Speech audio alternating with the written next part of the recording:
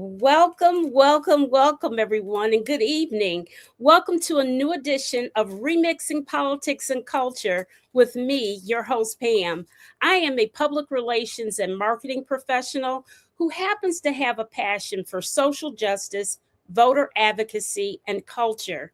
And tonight, I'm happy to bring to you on this very first day of Black History Month, and this is totally coincidental, by the way, two women who have made history in their own right by becoming the first Black female mayors of their towns in the history of North Carolina.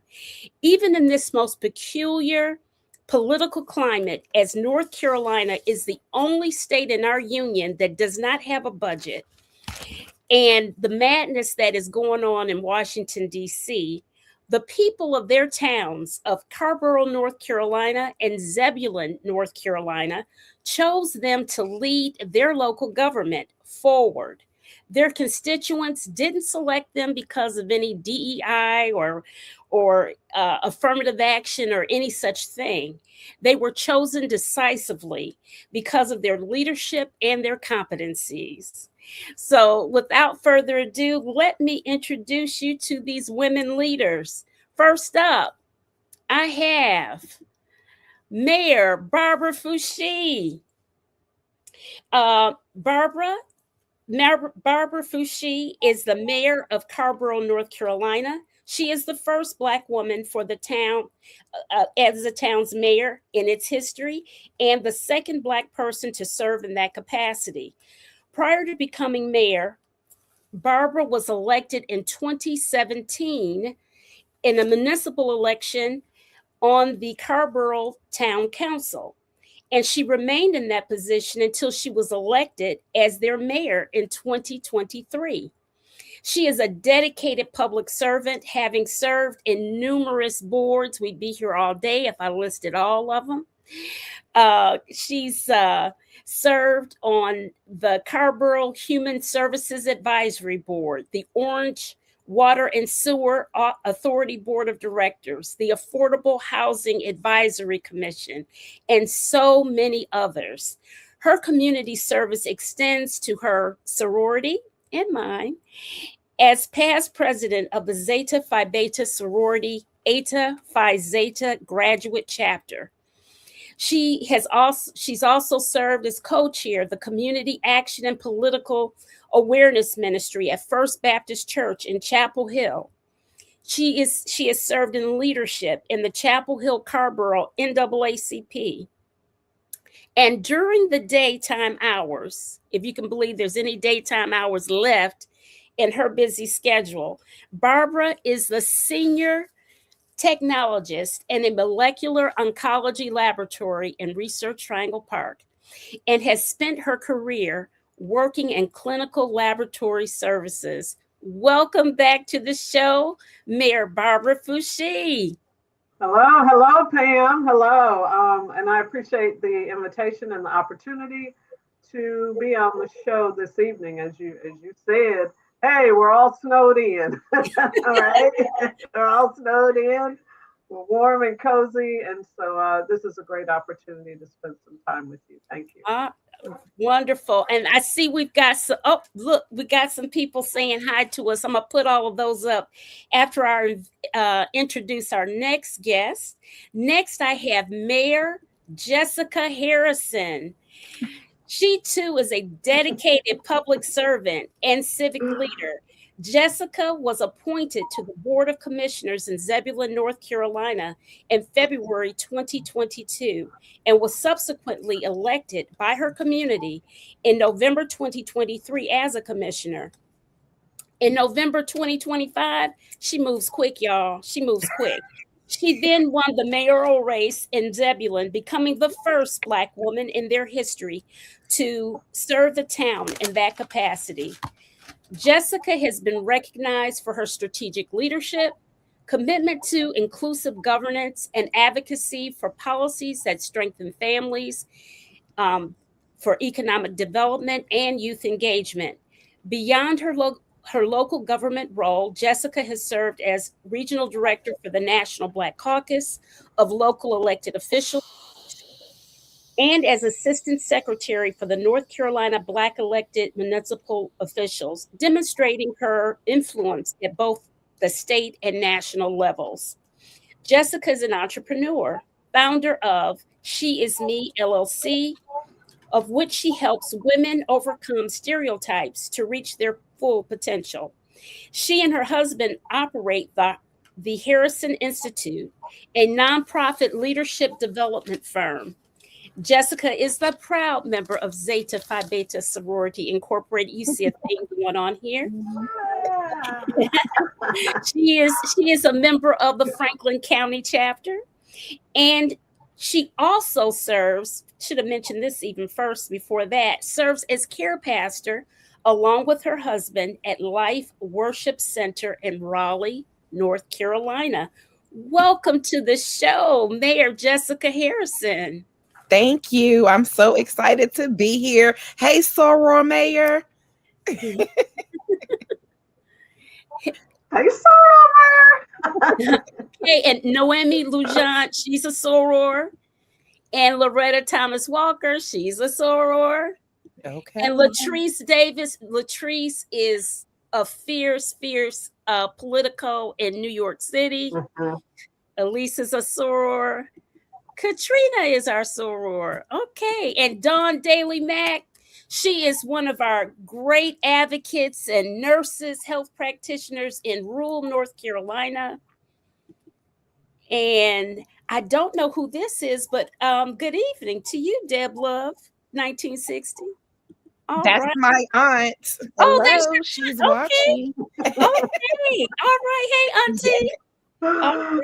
All right. Okay, ladies. So let's get into this. Okay, first I'm going to start with you, Middleton-Foushee. Tell us about the town of Carrboro, its size, demographics, and other little details that you want us to know. So the town of Carrboro is about 21,000 people. We're very densely populated. 6.4 square miles is the town of Carrboro. Our community or town pillars are race equity and climate change, sustainability. And the demographics are roughly 68% white, 10% Black, which I may be off a percent here or there. And the Latina population maybe 8. And then, you have, the Asian population, Burmese, the percentages go down a little bit there. But we're a very diverse community, and more diverse in ways other than race and ethnicity. We're very close to, we're right across the railroad tracks from Chapel Hill, which we know is the home of the University of North Carolina at Chapel Hill. And so we do have students that live in our community, undergraduate, graduate, and professional students, as well as staff and faculty that may work at the university or at the hospital. And so it's an interesting place, an interesting community. We have a very engaged community. Certainly we love arts. We love our arts. We love music, poetry. We're a little fun. We got a little funky vibe going on here in Carrboro. And so that's our community. And so I just invite folks to come and visit. We also have a very popular farmers market on Saturday mornings. So that's just the tip of the iceberg. And Cat's Cradle.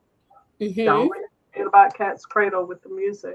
Okay. Yeah, that's Carrboro in a nutshell. There's a lot more, but I'm sure. I know. I'm I'll sure. pass off to my soror mayor so she can talk a little bit about Zebulon.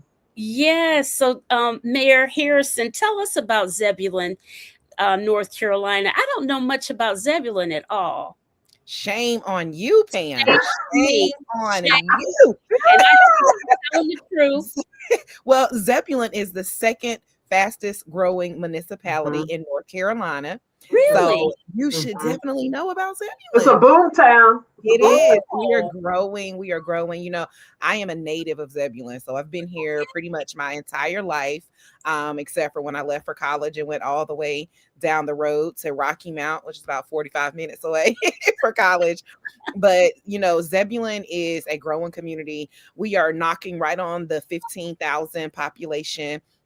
Our demographics are pretty equal across the board, from African American, Caucasian American, Hispanic population, with Really? African American population being a slightly higher than all other cultures and ethnicities in our area. Out. Are you Yeah, serious? I am serious. Now see, I had a whole different mindset about it. Well, you know, hot mic. So Be careful with that mic. Yes, Sarah, Mayor. yes. So, but you know, honestly and truly, it has grown so much and developed and just changed so much over the years that it's probably why you're like, what? You know, Zebulon is, you know, right here. We're on the cusp of so much opportunity right now.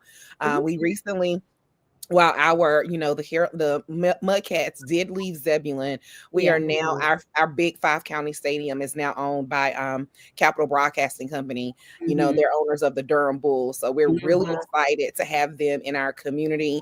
We're also home of GSK, you know, one of the largest pharmaceutical companies. And so we have a lot of opportunity. We recently hired a new town manager that we are excited for her to come on board. And we're just we're rolling. We have a new board, a new amazing leadership team. I always brag on my board. They push me, they pull me now, but their passion and their love for their community and what they do, I wouldn't be able to do what I do without an incredible board. And so I always have to shout them out. Shout out to Mayor Pro Tem Miles, Commissioner Davis, Commissioner Baxter, Commissioner Roa, Commissioner Adams. They are watching, so make sure I give my team their shout outs. And so that's Zebulon. We're growing.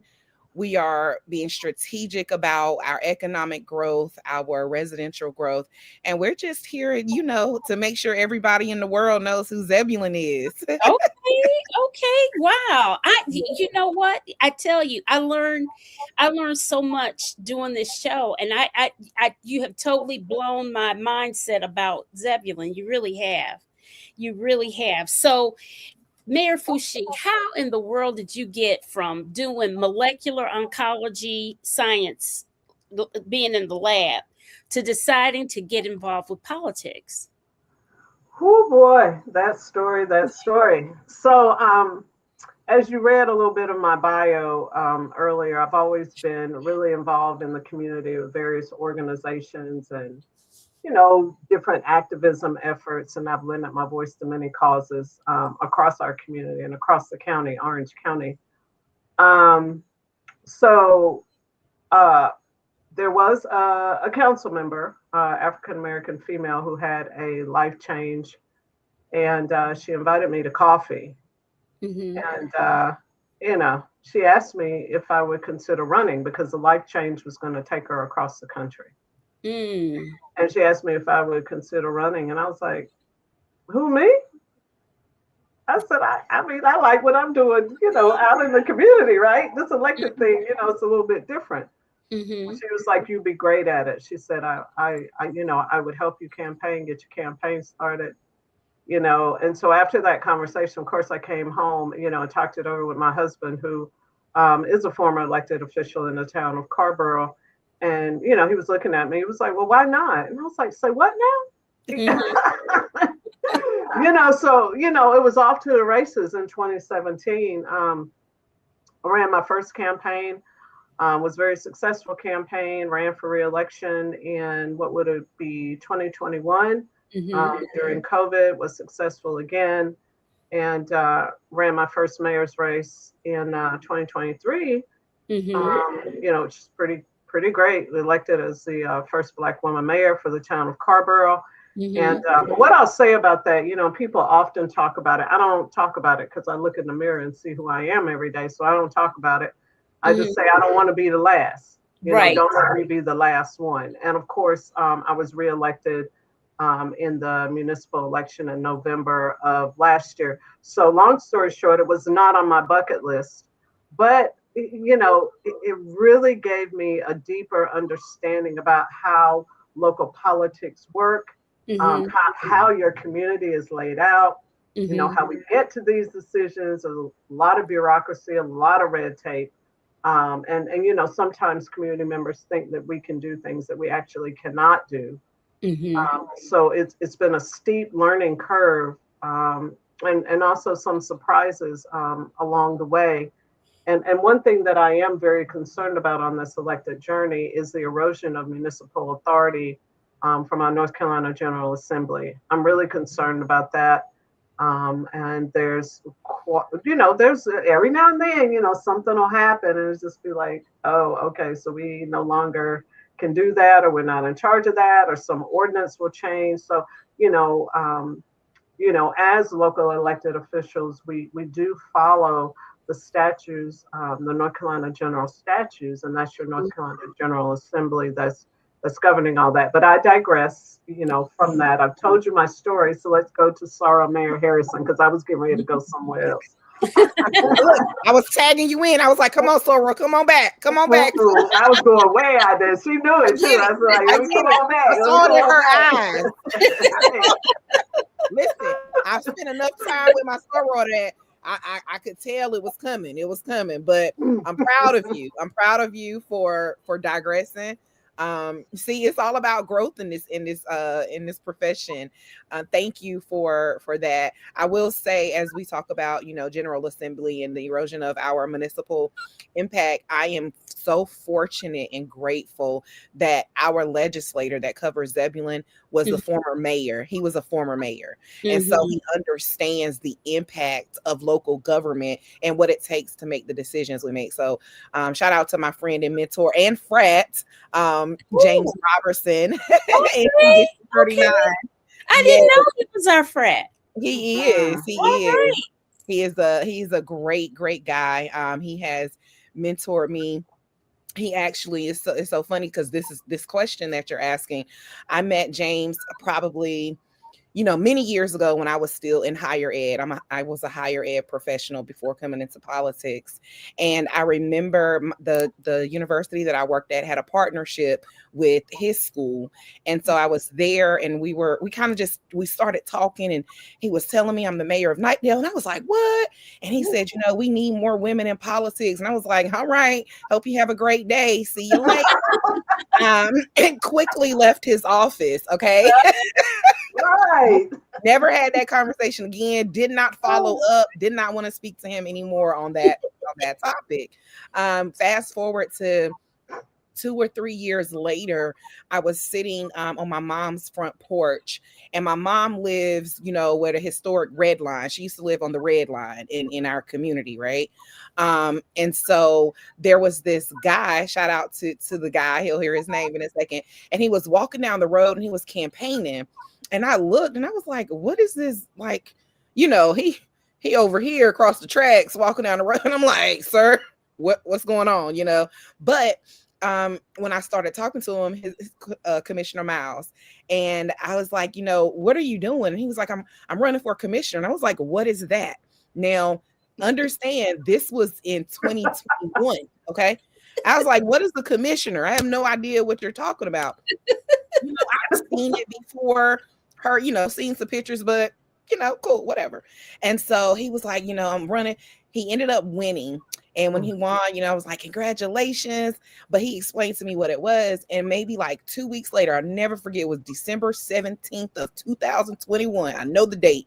He sent me an email and he said, hey, our mayor was elected.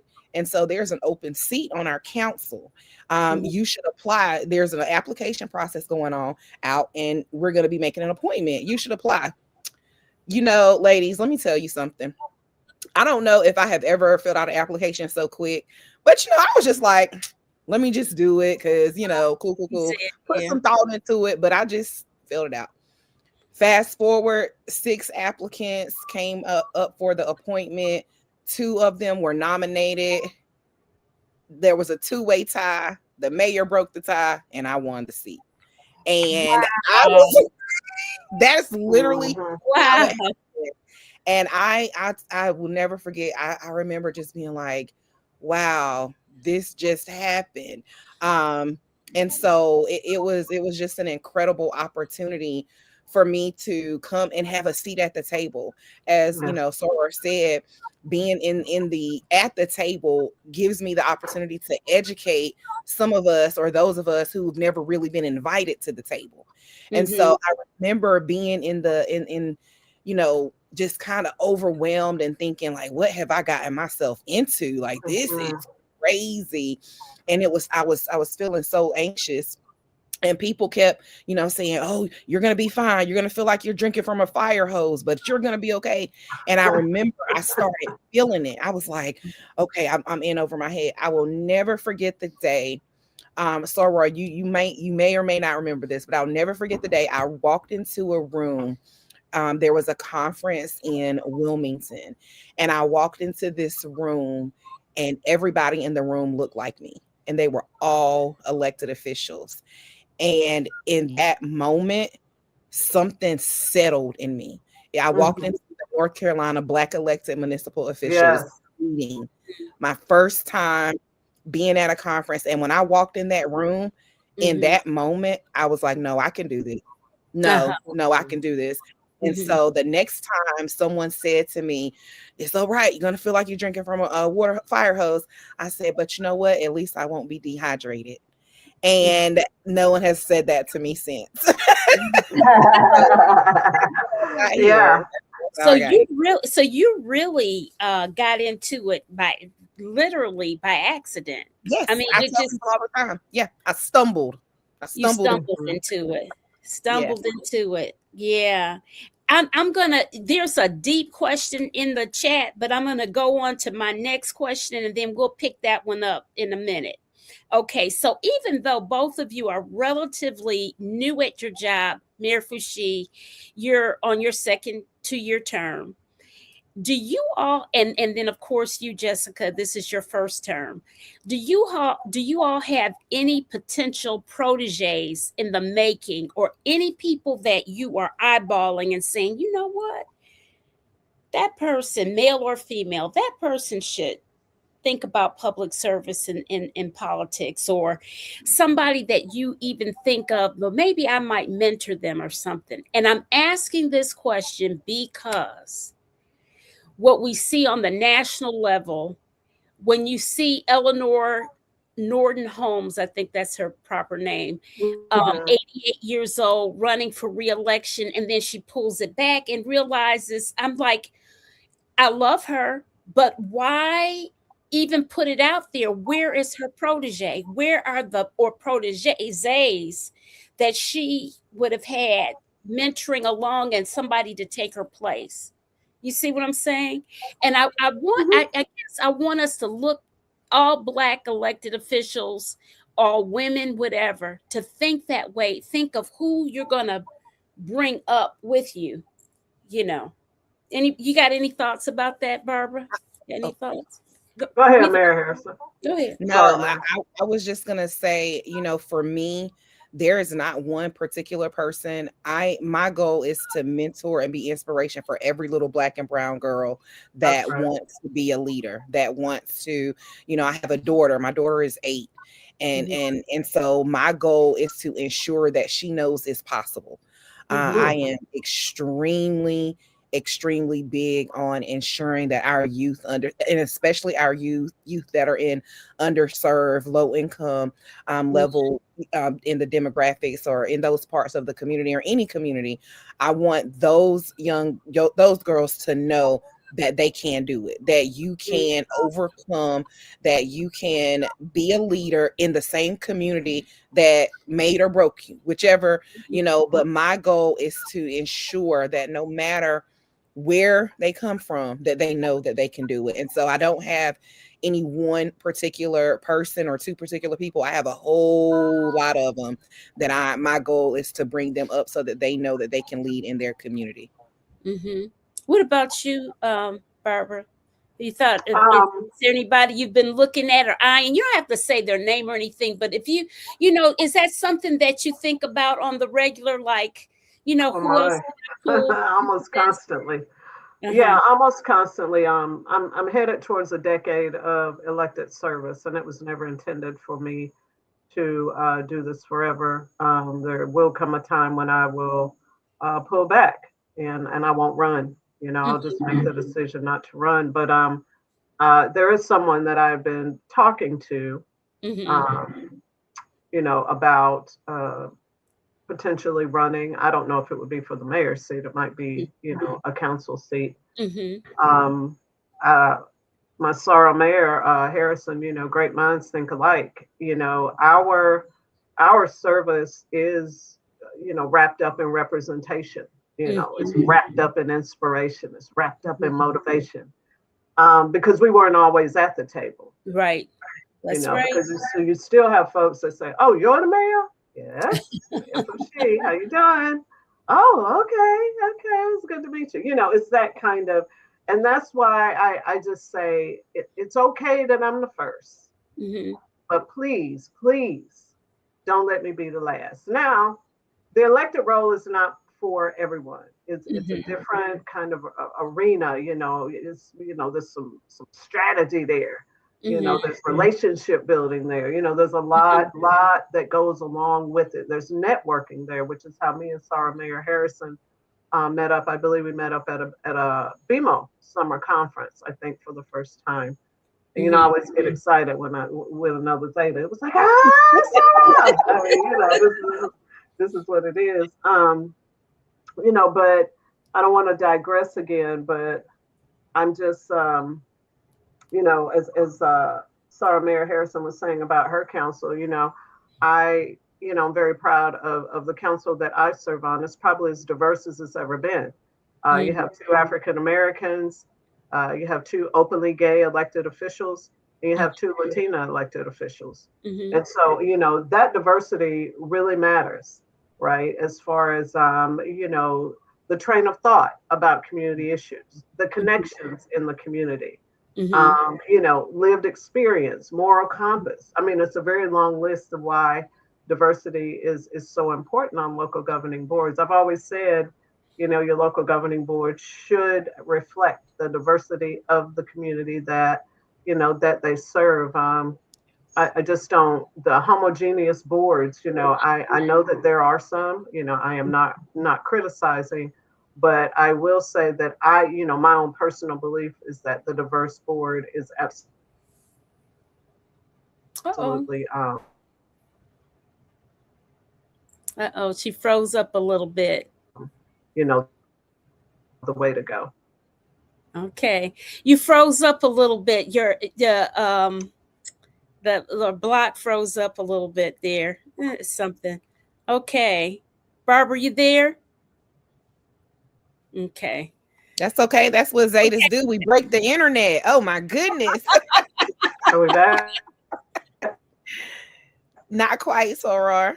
Yeah, I don't know what's going on. Well, listen, there was a question in the chat that is very interesting. It's kind of, I think it might be a little bit controversial.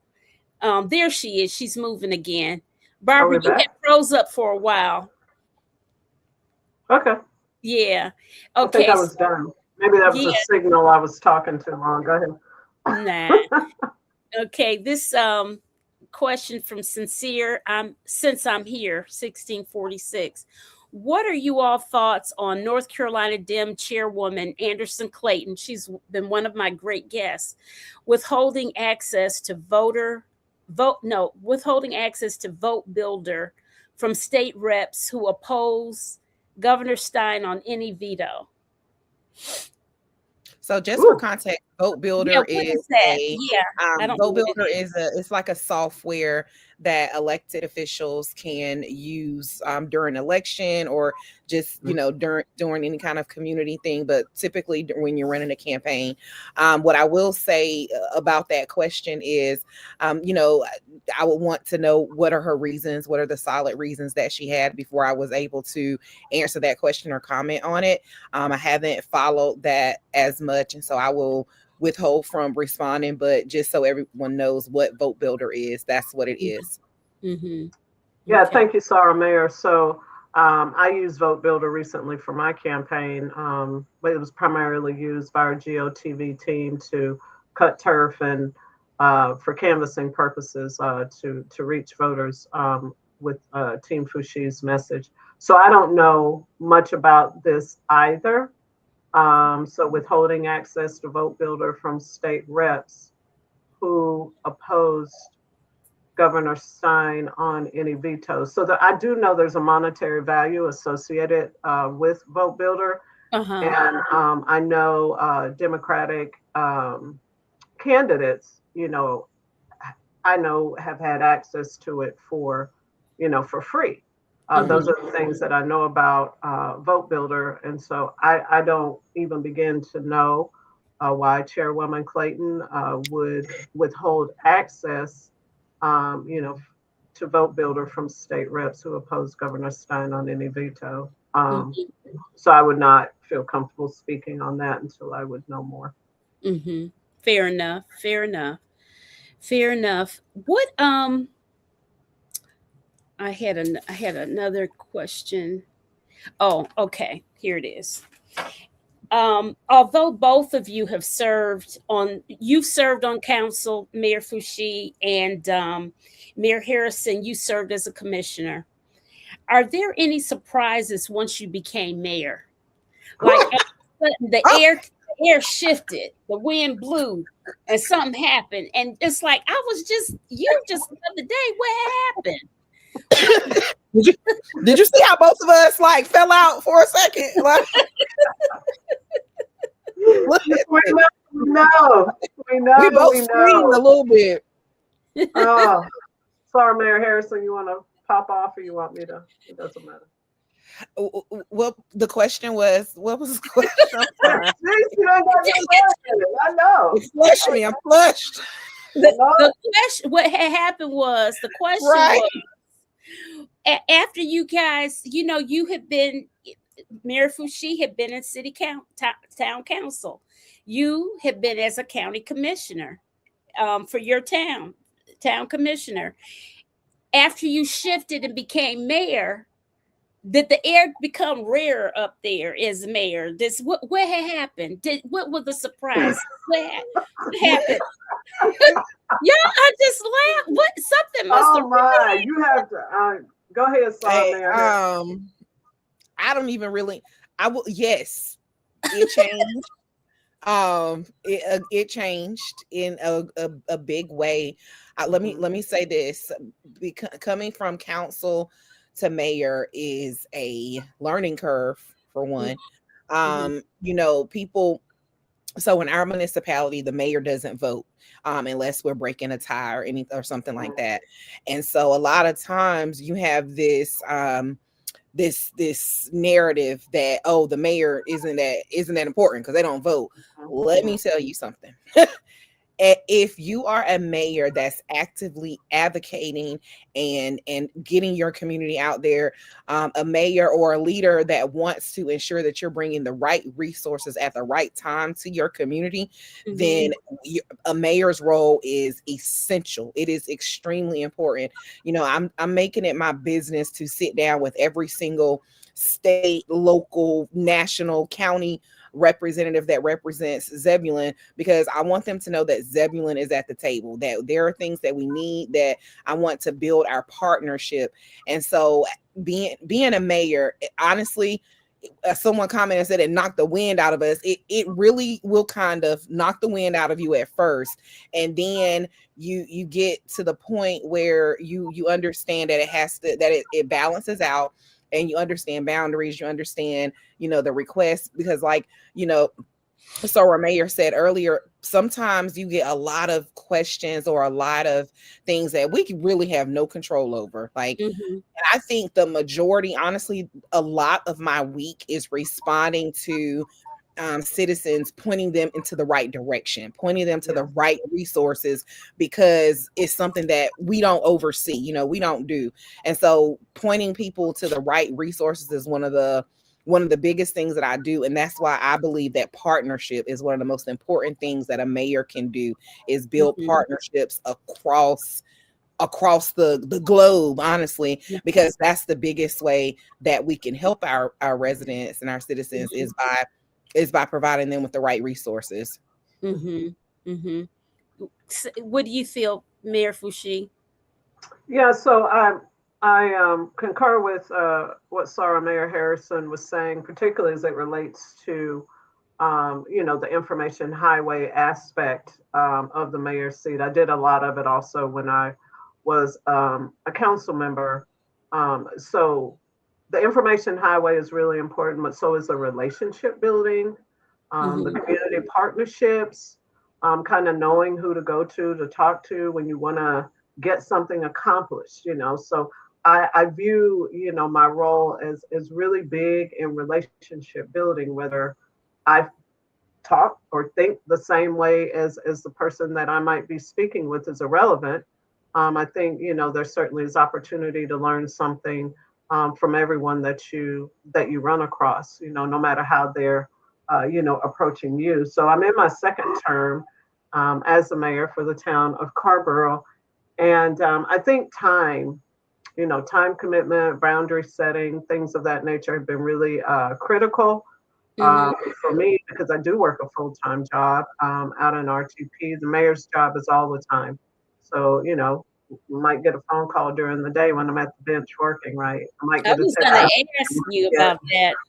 some kind of request. But, most of the time when folks are emailing you, it really probably is not anything absolutely urgent. I did want to, in this Black History Month and moment, I did want to lift up our city manager, Ms. Patrice Tony, who is the first African American female mayor for the town of Carborough, and how important her role is, not only for implementing council's policies, but she also helps each one of us individually for whatever we might need. She What's her understands. role again? She's What's the her town title? manager. She's a She's town the town manager. manager. Okay. Yeah. Okay. And so her role is just really important. We do run a council manager form of government. And unlike Sarah Mayor Harrison, I'm a voting mayor. I'm not a tiebreaker mayor. I vote on everything that comes across the dais. Wow. Every issue, yeah. And so the mayor of Hillsborough, Mark Bell, he's also a tiebreaker mayor. So, we have mayors that are voting mayors, and then we have mayors that are tiebreaker mayors. Interesting. Yeah. So, I could not do any of this alone. It is sometimes it's a lonely position, right? It's a lonely position. Sometimes it's a position of neutrality, Mm-hmm. depending on what's happening.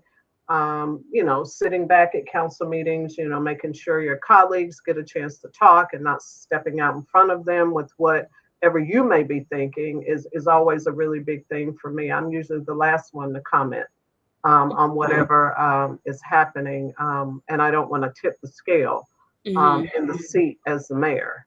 Mm-hmm. So yeah, it's a lot. It really is. It's time consuming. The duties are many. Let's not talk about all the events, Yeah.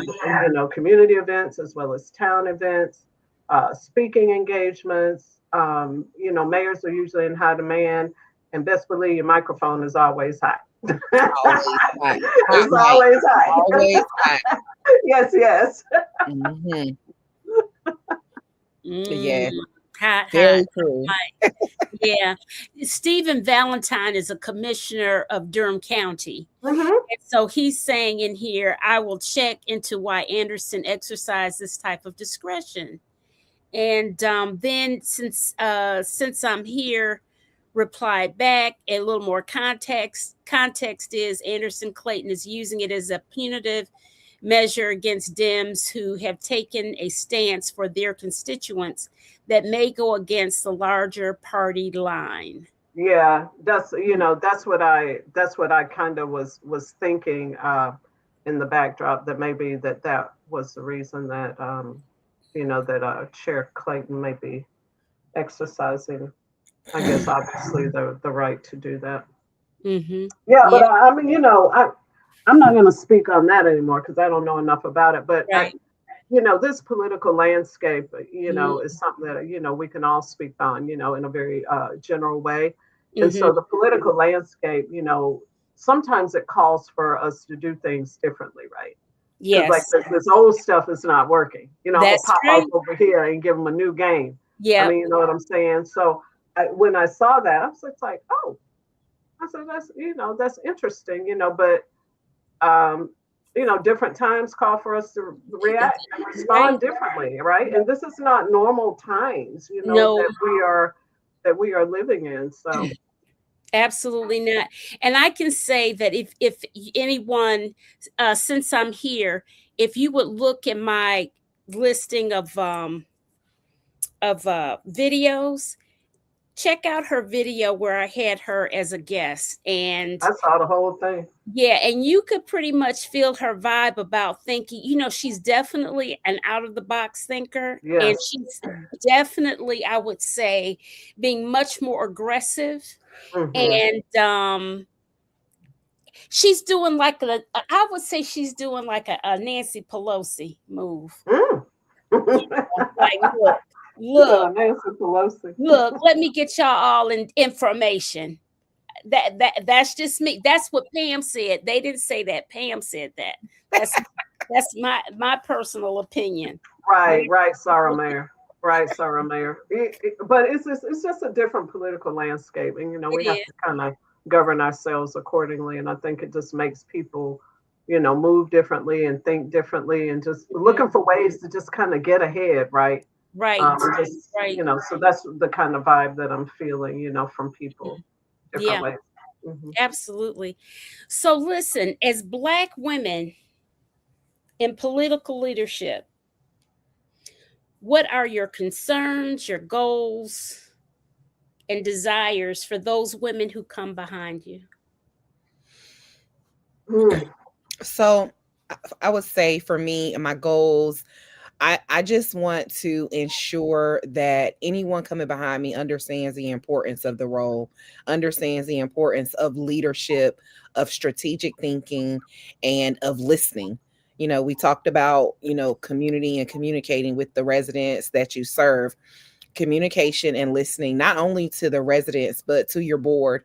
Mm. It's just so important as we get ready to raise up this new generation of leaders, of policy makers. We want to ensure that they understand what it entails to be educated on these things, because what we don't want to do is take it lightly that we're at the table. Mhm. We don't want to make a mockery of being at the table. And the way that we do that is we educate ourselves so that we can reach back and we can educate those that are coming up behind us. And so Mhm. my goal as I continue on in this role is just to ensure that I am educating everyone so that everyone feels comfortable enough to come to the table and to use their voice for change within their community. Hmm. Mhm. Hmm. Absolutely. Yeah, so I agree. I do agree with Sarah Mayer Harrison. It really is about education, about Mhm. the role, and knowing your community, knowing the issues in the community and how your community feels about issues. Carborough has a very engaged community. It's also about knowing your colleagues, Mhm. the dynamics with your colleagues. Nothing happens without that majority vote. In our roles as mayors, I mean, it would never be a case where we could say, hey, we want A to happen.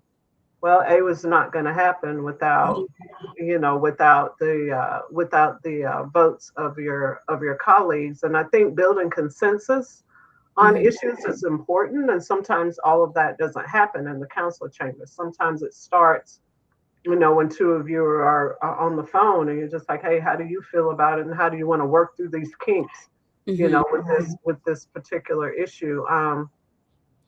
But it's very broad, the role of the mayor. It's a broad role, and it takes some skin off. I'm not gonna lie to you. It's heavy. It's it's a heavy role. I remember when we had a property tax increase. Oh Lord.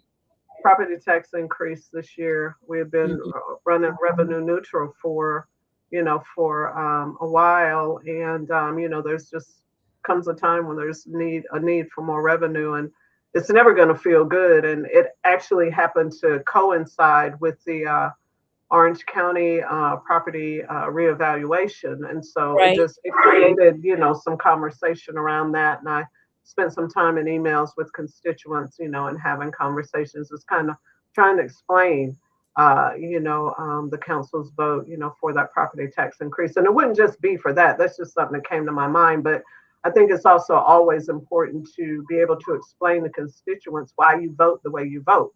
Right. And I think, folks would always want to hear that. So, Yeah. Here's an interesting question, and it's from a soror. I recognize her name here. It says, she asks, as you are both political role models, who do you consider as your individual role models? That's a good one. Soror Mayor in Carborough. Soror Mayor and Zebulon. Yes, ma'am. Simple. That was easy question there. I mean, yeah. But I think I have several. And I have a very tight circle of mentors and folks that I go to when, I might need to talk through something or bring myself down from something, that may be happening. And I think it's important to have what I call trusted advisors, that you can, spend some time with and just kind of, work through. I will tell you one of them, and she does share my last name, is Congresswoman Valerie Foushee. A very she's one of my trusted advisors. We belong to the same church, and we talk sometimes about the world of politics, and there's a couple of more that I engage with periodically, but you just need the support. You can't walk this journey that I'm walking, and Sarah Mayer Harrison is walking, without prayer, without rest, drink your water, and have somebody to talk to. Always have a circle of folks that understand your role, what you're going through, and that can listen to you and empathize, with whatever you're experiencing. Yeah. Absolutely. That was great. I will say, in the grand realm of it all, Soror Mayer is definitely someone that I call on, I go to, because this is something that when you're in this field, you need someone that you can scream with, that understands, honestly, and laugh and share the wins with. My mentor, Representative Robertson, he was a former mayor in Knightdale, and my husband and I have coined him a nickname of the Mayor Maker, because he's also mentored Mayor Jessica Day in Knightdale, who I also call on. She's right, in the municipality one town over, and so it's just making sure that you have, and there's those on my board as well that I'm able to have good conversations with them, and they understand. That's the most important thing. So mentorship for me is just I have a cabinet of people that I pull from and that I hang on to, not just in the political world, but just in leadership in general. My pastors are incredible leaders. And so their mentorship in the way of strategic thoughts and leadership is something that I hold dear. My spiritual mentor, Stephanie, she's someone that I hold close, so there are so many so many pieces that you have to make sure you have someone like, okay, intercessors, I need you all, business owners, like, and so there's again like a cabinet of people that I know I can call on that provide not only mentorship, but they provide me like strategic think partners as well. Yeah, I can absolutely. see that. I can definitely see that. I think that you know what I think? I think that sometimes people might not realize the weight of a job because you guys are in it for 2 years, and every 2 years you're running for reelection. I will tell you this one thing that I've noticed about here. I live in Durham. I think that Durham has grown too large to have every 2 year elections. I think that they need to be 4 years. It's Ours too is 4. Huh? My Yours municipality is 4. Yeah, Zebulon is 4. Yeah. What about yours, Mayor Foushee? Oh, mine is 2. Yeah, that's what I thought. And Durham's is only look, Jessica. Durham's is only 2. Wow. 2 years, every 2 years, and it's much too short. It's the town. We are not a town. We are a city. I think Raleigh is 2 years as well. I know, and and that's Chapel ridiculous. Hill is as well. Chapel Hill too. All of these areas have grown. I mean, and Raleigh, that's a sin and a shame. They have no business being 2 years. $1 million. Mary Kyle, I think she got to run every 2 years. It doesn't. That has to stop. I think Durham and Raleigh they got to do 4, and including the city council. It's too much. It's just way too much. I think that when you get to a certain capacity, you gotta think differently. You gotta have it a little bit longer and bigger, and realize that you're no longer a town. And see, Sora Jessica, you're in a good position that you guys, you are truly a town. But the way y'all are growing, I did not know that GSK was out there. Yes. Wait, now don't tell me, did they leave RTP? They didn't leave RTP, did they? GSK has been in Zebulon for a long time. Okay, so maybe that may be a different site. Places. Okay. There might be a couple of places for GSK. Yes. Yeah. Okay. But yeah, I have really learned a lot about Zebulon. I'm gonna have to listen. The only time I was in Zebulon, it was late at night and I was lost. So and she was scared and she was lost too. If you know that one, you know your sorrow, Pam. I don't want to know the story behind it. Move on. I get lost. Listen. I am horrible with directions. Horrible, and I did get lost, and it was pitch black. You know, that's one thing about North Carolina. I tell you, they have got the NCDOT has got to do better. They got to do better with fluorescent paint and with reflectors or something. They got to do better for Sarah Pam. They got to light it up, light the roads up. They got to do better for all of us. Oh boy. All of us. Here's another question for you. What advice do you ladies have for people who feel hopeless and helpless at a time where our national politics feels so volatile? Well, that's your cousin, Jessica. Sarah Mayer, that's your cousin. So, advice, I would say, use your voice. Use your voice. Right now, we're in a season of our voices need to be heard. Our voices need to, and the only way that we can really make them heard is if we do it together. We do it in unity. We do it in a way that's not, our goal, our aim is not to be aggressive, but our goal is to get things done that we need done for our communities. And so I think that in a climate where so many people are feeling hopeless and helpless, the key right now is to continue to use our voice for good and for the betterment of change. As my good brother, God rest his soul, passed away, good trouble. John Lewis. Good trouble. Let's get into some good trouble, because it's for the betterment of our lives, of our legacy, and of the generations to come. I feel strongly about just using our voices to advocate and help educate people on voting. Go vote. Yes, Vote. yes. Like, okay, I digress. Okay. No, the vote. This is the reason why this platform even exists. It's for educating people on voting and all the other things, all of the things.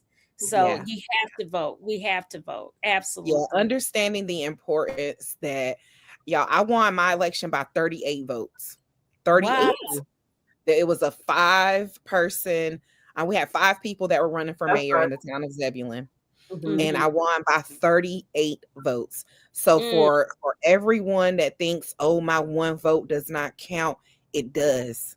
For you know, and that part is what is something that I just really want to continue to press that message. Your vote does in fact count.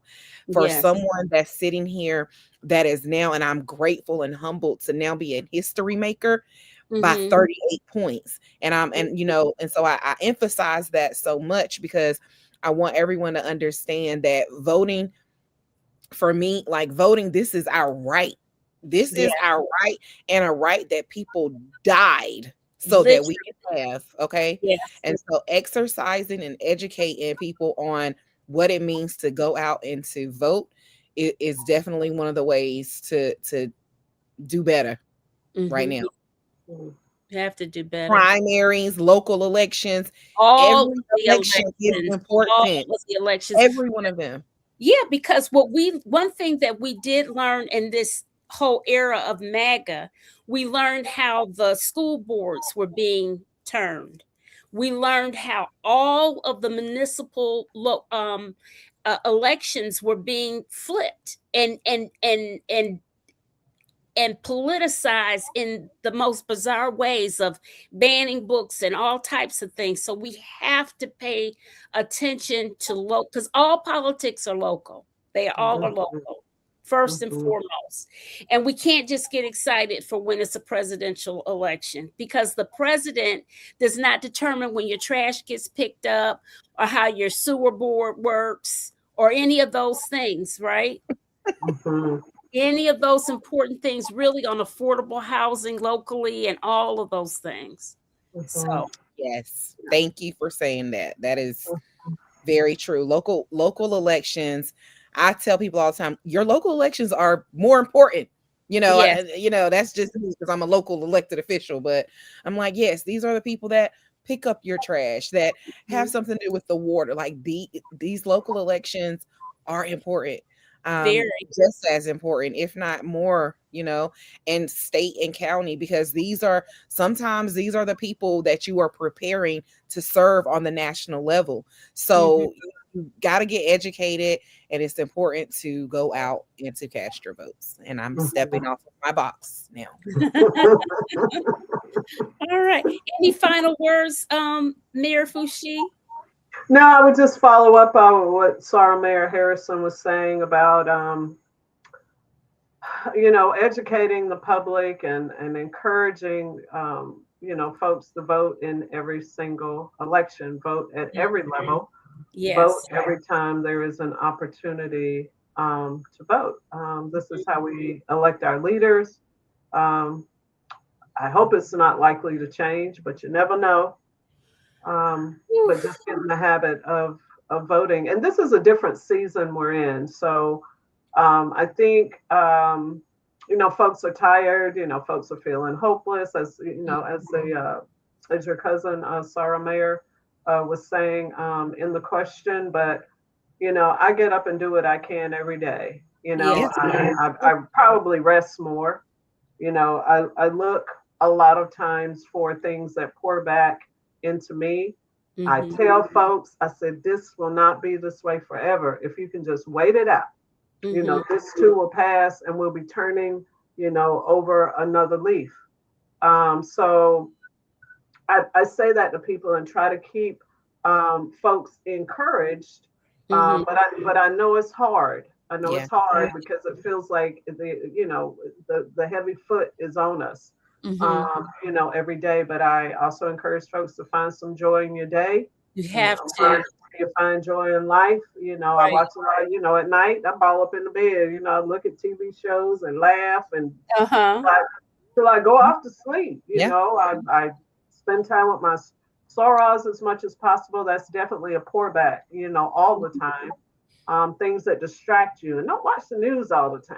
You know, watch it enough, read about it just enough to know what's going on. What was going Move on? on to something else. You have to. You have Yeah, to. and then look in your community for things to do to Right. help people, because there's a lot of work in all of our communities. You know, where we can lend a hand and not be all stressed out about these things that are happening above our heads that'll pass away in time. Yeah. Yep. Absolutely. Absolutely. Yeah. Well, ladies, I have thoroughly enjoyed you.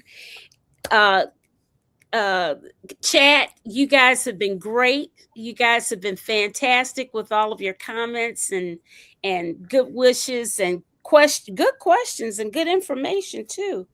Um I'm likely to have Anderson back on, so maybe that question will come back up. She'll tell you.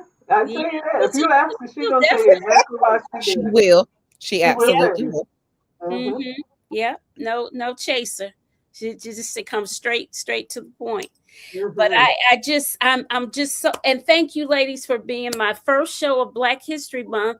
I we have another soror that is actually running for uh education board, school board in Greensboro, Dr. Irish Spencer. Do you know Irish Spencer. Irish Spencer? Spencer?